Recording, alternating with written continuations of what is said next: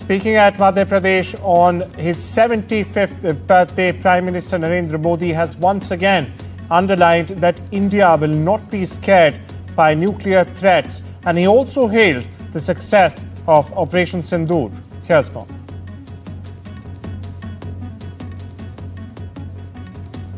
दुनिया ने देखा है फिर एक पाकिस्तानी आतंकी ने रो रो कर अपना हाल बताया है।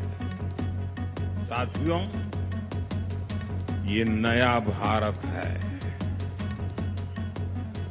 ये पास VOBT पे आना किसी की परमाणु धमकियों से डरता नहीं है।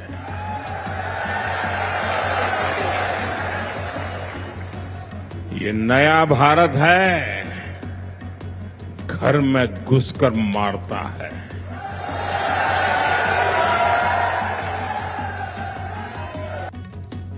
आज मां भारती की सुरक्षा को सर्वोच्च प्राथमिकता देता है। पाकिस्तान से आए आतंकियों ने हमारी बहनों बेटियों का सिंदूर उजाड़ा था। हमने ऑपरेशन सिंदूर करके आतंकी ठिकानों को उजाड़ दिया है।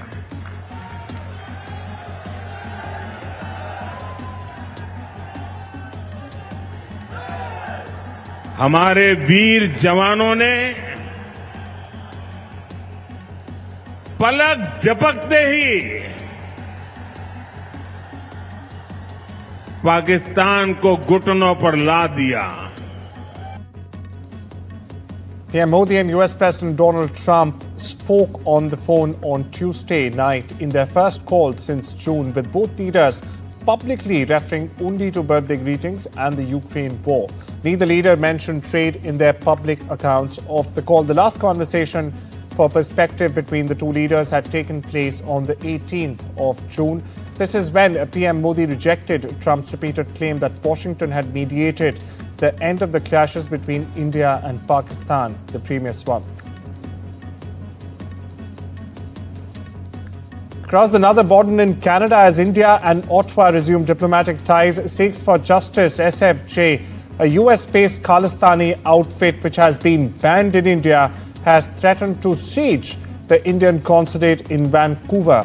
Now, the pro-Khalistani group said it will take over the Indian Consulate on Thursday and asked Indo-Canadians planning a routine visit to the consulate to choose another date.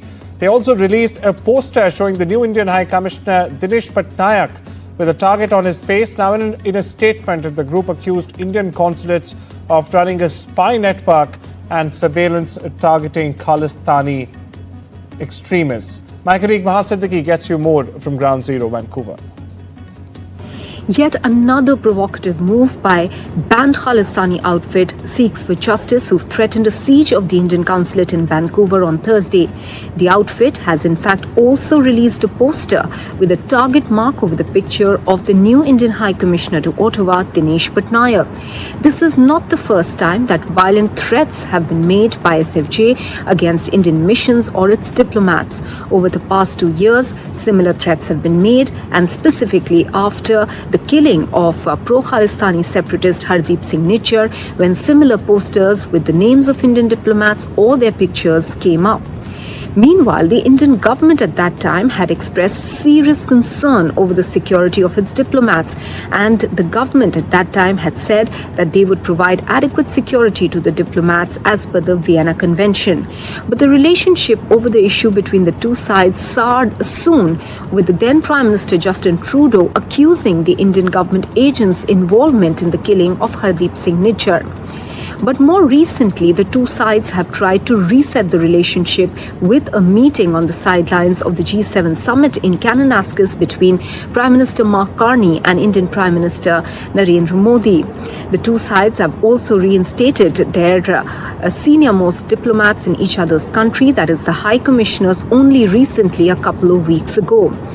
Meanwhile, the Canadian Security Intelligence Service, that is the CSIS, has also for the first time in its annual report acknowledged the threats from pro-Khalistan separatist groups, saying that they have used the Canadian soil for raising funds and for planning violent threats against India as well.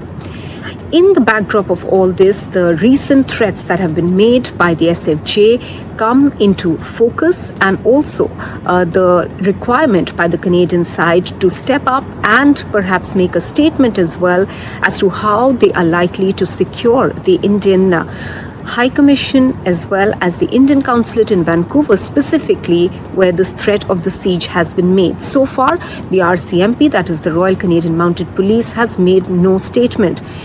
But recently, the RCMP, it was reported, had issued a warning to the successor of Hardeep Singh Nijjar, warning him rather that there were threats against him and that they have provided him with witness protection level security. This is an issue that the SFJ is linking now for the threat that they have issued for the siege of the Indian Consulate in Vancouver. In Vancouver, this is Maha Siddiqui for NDTV. Prosecutors have brought a murder charge against the man accused of assassinating Charlie Kirk and have outlined evidence. This includes a text message confession to his partner and a note left beforehand saying he had the opportunity to kill one of the nation's leading conservative voices. And I quote here, and I'm going to take it. We stay with Washington, where a defiant Kash Patel on Tuesday denied Democratic senators' accusations that the firings of top FBI agents were politically motivated, and that he insisted he was staying as the Bureau's director despite reports that the White House had grown concerned with his leadership. Now, several Democrats on the committee accepted the invitation, getting into angry exchanges, at least one shouting match with the director over the course of the 4.5-hour-long hearing. We get you that fiery exchange. My God. If you want to talk about dividing this country, it is I my follow time. you on your social media posts that It is tear my this country time apart. to There address should be a your unifying- falsehoods. Oh, You are an you can try embarrassment all to the you division want in this country. to not take Senator, responsibility it is my time. for what You you had have your said. time. Sir, you're Your making a time is mockery of this over. committee. Sir, you don't tell me my time is over. You The know how people far of New we've Jersey come tell me since what my you time is. Senator, You can't lecture me. You can tell me Sir, my time's over? You may be in charge of the I'm not FBI, going anywhere. but I am not afraid of you, sir. Mr. Chairman. Not afraid of you. Over in the Middle East, a UN commission on Tuesday concluded that Israel is committing genocide against Palestinians in the Gaza Strip, urging Israel to immediately cease its atrocities in the Palestinian enclave. The Israeli authorities, meanwhile, and security forces have committed 4 of the 5 acts of genocide, including killing, causing serious physical and mental harm, deliberately destroying the living conditions, and implementing measures aimed at preventing fertility. The UN Independent Internal Commission of Inquiry on the occupied Palestinian territory, including East Jerusalem, that is, and Israel, said in a report. Meanwhile, Israel rejected what it calls a distorted and false report. Here's more. But the facts are 60,000, 65,000 dead, at least, of whom at least 20,000 are children. These deaths are not accidents. They are not collateral damage. They are the direct consequence of a military strategy of saturation bombing and scorched earth when it comes to the infrastructure of Gaza and the people of Gaza. We are told that the number of children that have had one or both legs and arms amputated is greater than in any other conflict this century. Certainly we know the number of children who have lost one or both parent. The trauma, the psychological trauma for children will last their whole lives. And it's time that it stopped. And it's time that those who were responsible for this were held accountable. Honestly, the Israeli responses are becoming so boring. You know, they say the same thing every time. They're producing the responses by ChatGPT these days. And they spend so much money in the Foreign Ministry on propaganda, you think that they would actually come up with something original. I would want them to engage with the evidence, but they never engage with the evidence. They put the report into ChatGPT, and then they put out the standard response. Meanwhile, hundreds of people carried their belongings on the crowded roads in Gaza on Wednesday. Some on foot, some pedaling bicycles, and others with vehicles filled to their capacity or filled to the brims. As it's called, the war has killed more than 64,000 people in the enclave so far. Over in Washington, U.S. President Donald Trump has extended for the fourth time the deadline for when TikTok, Chinese ByteDance-owned TikTok, must be separated from its owner. Now, ByteDance or face a ban in the United States. The extension to mid-December could very well be Mr. Trump's last ticket for the video app.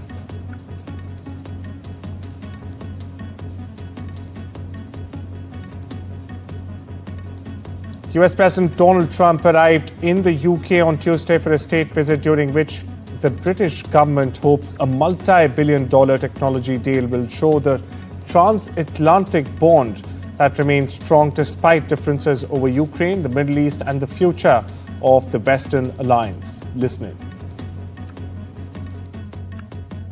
Hello, everybody. We just had a great flight. And, our fantastic ambassador, we appreciate the job he's doing. Thank you, Coach. Really well, really well. The relationships were great, and he's been outstanding. So I want to thank him and for welcoming us. We had a good flight. A lot of people came with us, and tomorrow's going to be a very big day, Mr. Ambassador. Well, this is the heavily secured Winfield House in central London, the US ambassador's residence here, and President Trump is due to leave here and head to Windsor Castle late morning UK time. He will be greeted there initially by Prince William and Princess Catherine, and then by King Charles and Queen Camilla.